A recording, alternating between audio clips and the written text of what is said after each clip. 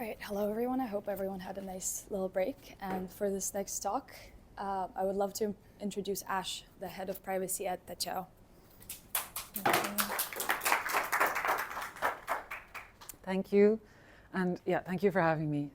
I made slides. I wasn't sure who would be here, and I made slides to be like, here are lots of technical things that I want you to understand. But since I think given the flow of things this morning, maybe I just talk to you and tell you some things about privacy.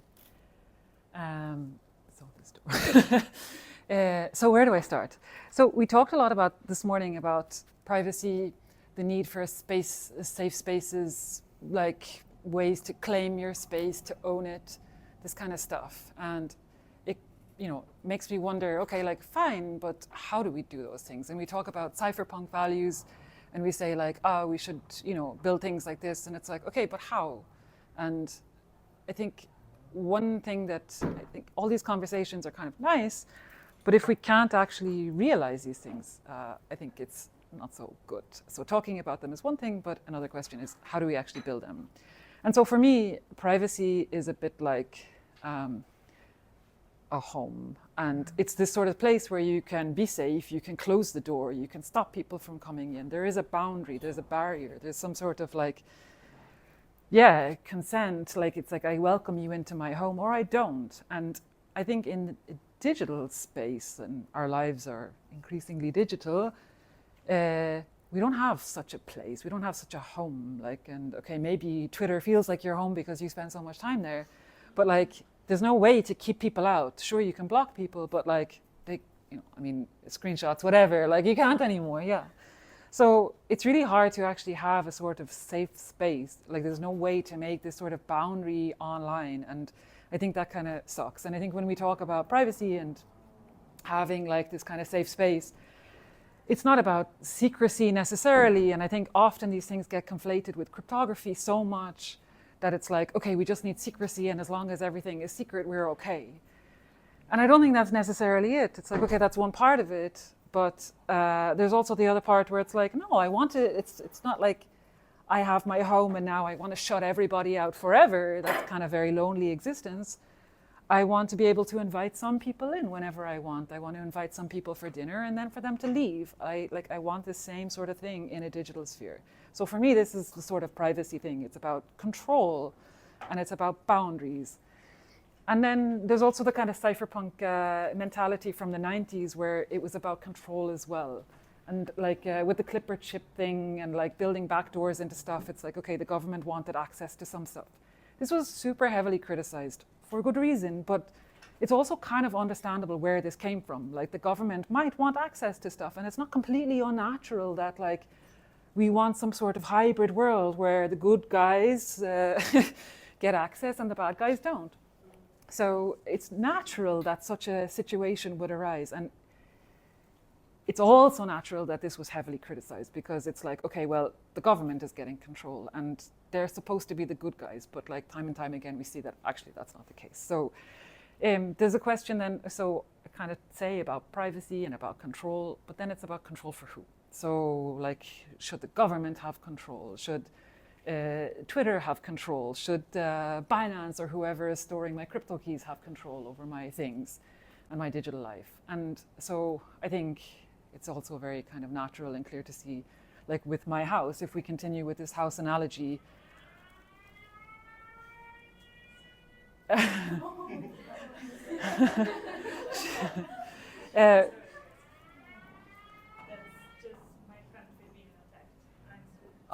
I'm sorry your country's being attacked. I mean, there's no need to apologize for this.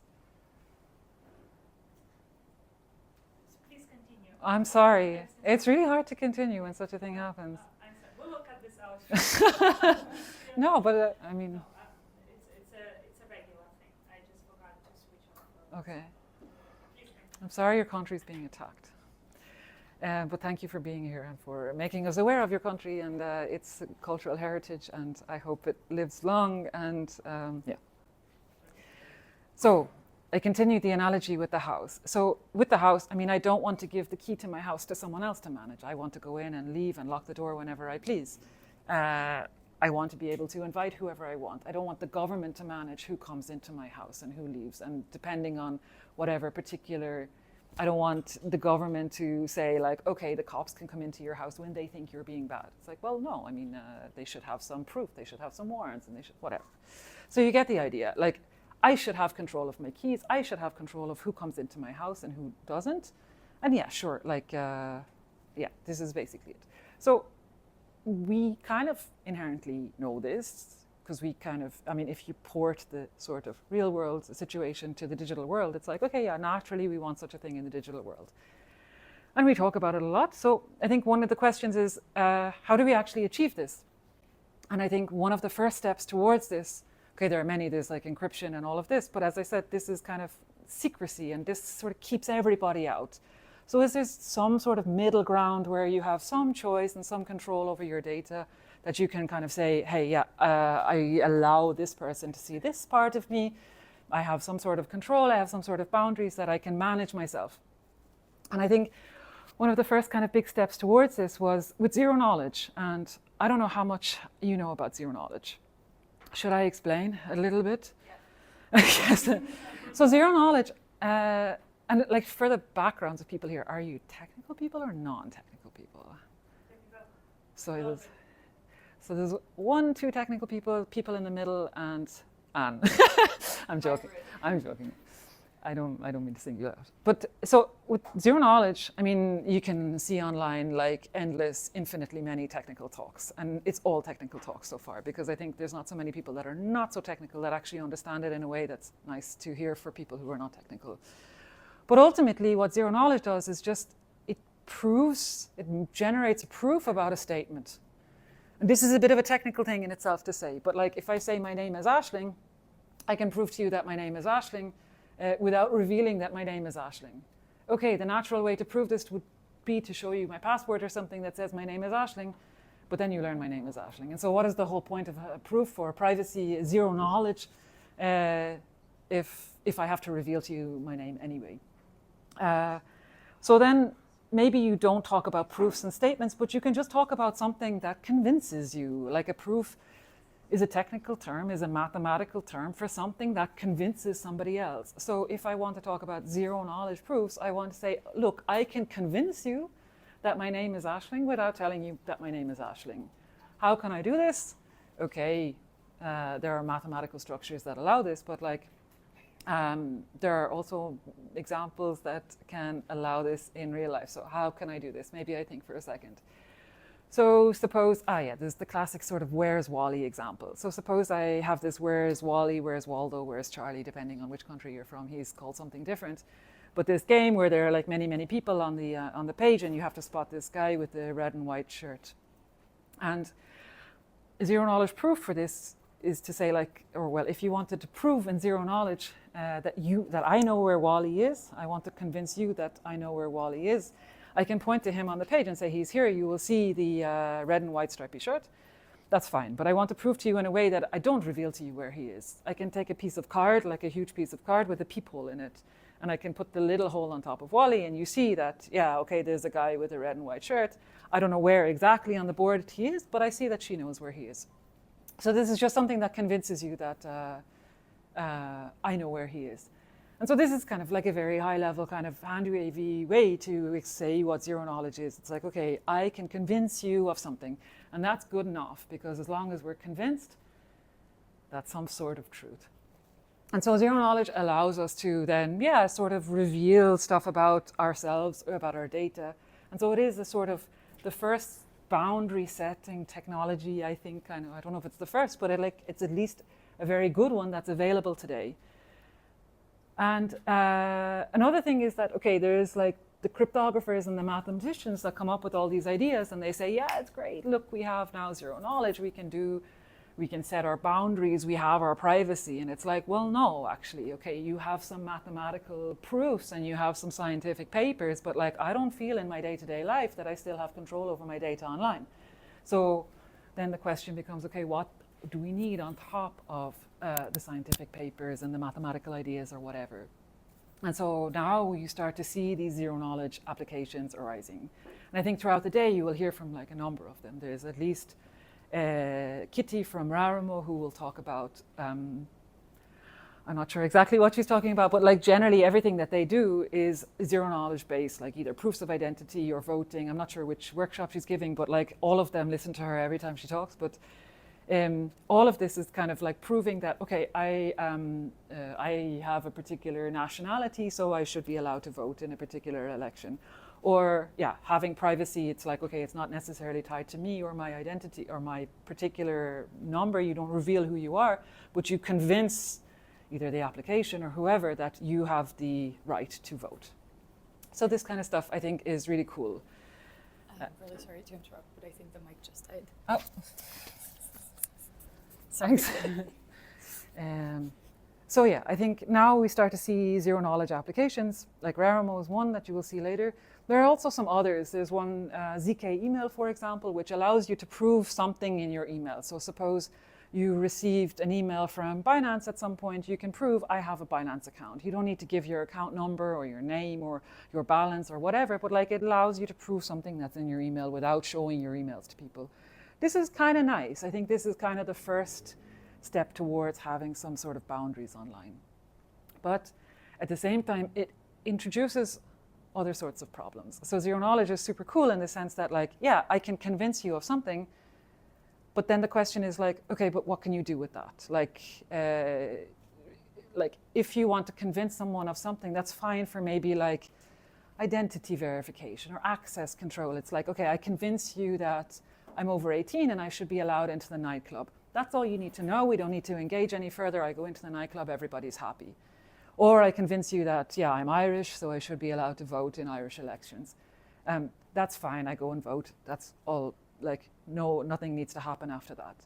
But like, if I want to engage with you somehow, if I want to, let's say, buy something from you, and I want to say like, hey, look, I have the funds to buy your nice necklace or whatever, or I want like a red necklace or whatever, is there a way that I can search, or like if I can bargain with people, or can like multiple people start engaging in this sort of stuff? And this doesn't really happen with zero knowledge. This cannot really be built. And so for me, this is sort of a limitation or a boundary that sort of zero knowledge introduces. It doesn't allow us to actually engage with the internet in the way that we would like. So like, if you remember the original problem, we're in this digital space and we're trying to build boundaries, we're trying to build our little digital homes. But if we can't cook in the kitchen, and if we can't read in the living room, and if we can't light the place as we like, and if we can't do the things that we like, and if we can't invite people for a party, then this sucks as a house online. So we want to be able to have privacy, but still do all the stuff that we like. So zero knowledge gives you some level of privacy, but it stops you from doing the stuff that you like. So in this sense, and the thing that it stops you from doing is essentially computing and collaborating on this sort of secret data or encrypted data that you have. And so there are other technologies, lots of crypto that helps to solve this, that like helps to allow you to compute on encrypted data. And so I don't know if you know about them. Do you know any technologies that allow you to compute on encrypted data? Yes, okay, great. That's exactly the answer. So there was a lot of hype about FHE over the last few years because some companies became quite successful doing this. And FHE is great because it's like the ultimate goal in computing on encrypted data. It's like nobody can see anything. I can encrypt on it, or I can compute on it. It's great. But the problem with FHE is because it's so good for privacy, it's very inefficient and it's not so practical yet. If I want to like do some sort of, let's say if I want to prove something about my information and do some sort of transformation underneath, it takes like minutes, 20 minutes or something to do this in FHE. And while that's like a huge feat for like this very strong mathematical, super technical thing, they're like, it's possible. And I'm like, yeah, it's possible, but 20 minutes, I mean, I don't want to wait. I mean, if we take the house analogy, I don't want to wait 20 minutes for the kettle to boil for my tea. Like, this is just not practical. And again, it's not allowing me to do the stuff that I want to do in my day-to-day life online. And so there are other technologies. So one of them is MPC, so multi-party computation. Does anybody know about multi-party computation? Yes, people. Okay, great. Things are working. The technology communication level is working in the world.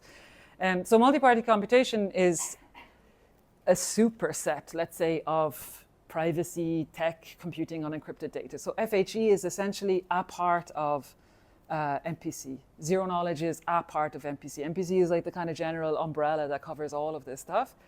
But depending on how you do it and what type of functions you want to do, MPC can be very, very efficient and actually can be faster than doing things in a non-MPC way. So MPC, I'm saying it a lot, like it's multi-party computation. So generally you split data and do the computation over multiple parties. It's this decentralized way of doing computation. And you do this computation on encrypted data. And so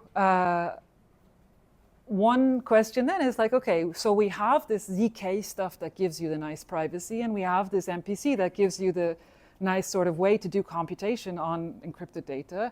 So it seems like we have the kind of tools that now start to allow you to build these sort of digital homes that give you sort of boundaries to have people come in and have people leave as you want. And so the question is, again, like with encryption in the old days, it's like, okay, you have the tools, but who's building the apps? And so I mentioned Rarimo and ZK email and things like this earlier. They're building apps with ZK. And now very first kind of companies or teams or projects are starting to build applications with MPC and ZK all at the same time. One of them is Cursive. I don't know if you've seen them at the main devcon venue. I have some of their stickers that you can take if you like. And so in this sticker basically is a little NFC chip that when you tap it with your phone, you can create a profile and you share, you can write your social handles or whatever information you want about yourself, a little picture and whatever you want. And the thing is, when you tap other people's chips, you create a private set intersection and you generate these zero knowledge proofs. And generally you have this privacy preserving way of checking who different social connections, so depending on how different activations that they do, but like I can check with Alina if we have any shared connections, and she doesn't need to look at everybody that I've connected with to see who we have in common. And so this kind of stuff starts to happen. And I think this is a very nice example of using this kind of privacy tech in a sort of human way to build connections and like allowing Alina or Anne or whoever like to see some stuff about me. It's like, okay, I'm engaging in this protocol with you, or I convince you of some stuff that I met this guy or her or him on this particular day, but I don't have to show everything to her. And like everybody else doesn't need to see the builders of the app, the host, people who run the network, whatever. So nobody else sees any of the data. And it's like, okay, we now start to have this little engagement where we learn some stuff about each other. We start to build a little bit of a relationship. We get some trust between us. And it's nice. It starts to feel like a tiny little digital home, like at least the beginnings. It's okay, a nest. It's not quite a full mansion yet or anything, but like it's a little nest that we kind of start to build some stuff. So I think this is super nice. And I think it's going, like, it's the very start of something super nice that I think will sort of blossom, let's say, over the next year or two, in the coming 5 years, let's say. And I don't know, I can give you some other examples, but you might start to hear, so also later, you will hear from Kat, who will give you a workshop, I think, on Noir and Aztec and kind of getting onboarded with this. So Aztec is now zero knowledge L2 for Ethereum. So it allows to do this zero knowledge proofs. But again, it doesn't have this sort of way to do computation over the zero knowledge proofs. It has this sort of barrier that we mentioned before. And so I work at Taceo, and we build this sort of tooling and this network to execute these zero knowledge proofs in an MPC environment. So it allows to do the computation on the zero knowledge stuff. And so with Aztec, it's particularly interesting for us because they have the zero knowledge stuff. They have all this nice network. They have this way to interact with Ethereum, but they don't have so much that you can do in terms of computation on top of the zero knowledge. So we build the computation stuff that you do on top of zero knowledge. So she will give an introduction to Aztec later. That's not my job. But what my job is to actually say, okay, suppose you have your zero knowledge proofs now. How can we actually engage in these protocols where we can actually use them in a nice way to build human connections? So yeah, she will give the talk about Aztec later. we have tools to build on top of that. So if you want to do your Aztec stuff and then you want to bring it into MPC and do all this nice stuff, that's also possible. So I think that's kind of mostly what I wanted to say, just to say, like, look, there are ways that we can now start to build boundaries in this digital realm, which is great. And we start to have control where we have this sort of nuanced notion of privacy where some people can come in, some information can go out, and we have sort of control over when and how that happens. So it's starting to look good, actually. It's starting to actually work. So this privacy and computation actually starts to make sense on the internet. So that's what I wanted to say. I think maybe a small reflection about the women in Web3 privacy situation. It's like, okay, I talked a lot about privacy, and okay, Web3 is nice because it has all this transparency and accountability and whatever, these nice principles and values that we want, and community and all this stuff. So why does it make sense for women? Well, you heard from Lisa, and like you heard like from Park earlier, like there's ways to build your career, and there's like ways to be active in a community and stuff. And for me, it's like, well, maybe I can give you a little bit of perspective from the technical side, because it's like, okay, I have a very technical background, and I also studied math, and I mean, maybe I'm a little bit different to Lisa in the sense that I never felt quite accomplished it, or I never made it to be a programmer, or I never made it to be whatever. I kind of still push to become those things, but I guess it's a bit of a different mentality. And I do claim the things. I think it's fine to claim the things that you've done. But yeah, so I think in the technical sphere as a woman, is it hard? Like, and I think there was also a very nice question maybe from you, like about like, when do you know when to be critical and when do you know to claim it? And I think, like, not to be a bit dismissive, but like when you know, you know. Like when you know something, like you have confidence, and like if you truly study something very hard and you actually come to understand it, I think it's pretty clear that you understand something. And like if somebody challenges you, like having the confidence to be able to say, like, look, I understand this. If somebody challenges you, then you can just say either like fuck off, or like no, I'm going to actually trying to convince you now. I don't think it's fine to just claim that I know things, or it's like, I think again, it's like this interaction. It should be like a sort of connection.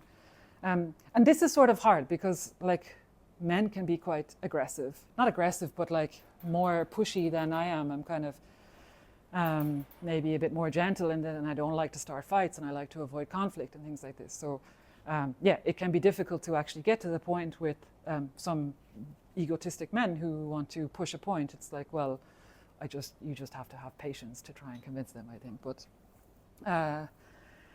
yeah, it's hard, I think. And I think another comment from earlier as well was like, okay, well, what can the men do to help the women, you know, in their organizations? And it was like, well, my first response was like, well, don't presume that you're the one that should help them. Like, let them help themselves. And I think this was a bit the conclusion that came out after some discussion. It was like, okay, we'll give them the ground to experiment and don't punish them when they fail.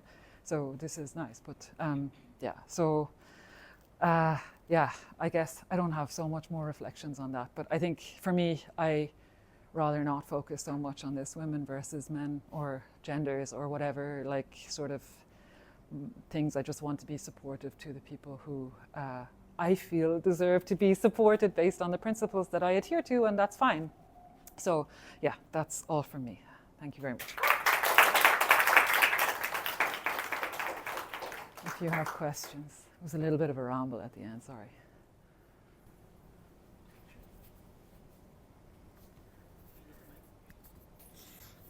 Yeah, I love being able to talk about like the technological front that underpins like the ability to offer people like the freedoms that they like have by default. What I'm kind of curious about is maybe you could speak a little bit more. Like you started speaking about like this with the Rarimo. Was it Rarimo? The zero knowledge proofs generated between people. This is cursive. Cursive. Oh, it was Yeah. cursive. Okay. What I think is like, I would love to hear a little bit more about how you think that technology could be used to like empower people in and of itself, not just from like the technological front of developing the technology, but also like the implication space itself.